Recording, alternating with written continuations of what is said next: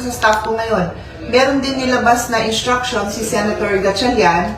Ito ba yon na sinabi niya na sinabi ni Gatchalian na pinapunta niya dito si Secretary Remulla for anong reason? To help security. Anyway, pangarap ko yung statement because hindi ako yung nagsabi ng statement niya. Siya. Pinapunta niya dito. Bakit? Ba't kailangan siya papuntahin dito? May Sergeant of Arms naman tayo. May security naman tayo.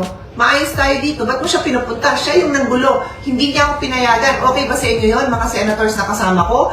Okay sa inyo yon? Nang isang senador, pipigilan? Hindi man tayo magkasundo sa policies. I will not allow somebody to do that to you. This is us. 24 senators. We are allowed to be here. Why would you do that? So ito, babasahin ko sa inyo. Inquirer. Quoting lang naman po ako sa Inquirer. Sabi dito, Interior and Local Government Secretary John Vic Remulla went to the Senate on Thursday upon Senate President Pro Tem Sherwin Gatchalian's request. Gatchalian confirmed during a press briefing, I personally sought the assistance of Secretary Remulla to ensure order and that the Senate premises is well protected. O ano nangyari, Sherwin? Ako yung hinaharang.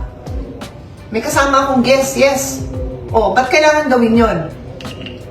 So yun ang isipin natin pagka gumagawa tayo ng kung ano-anong mga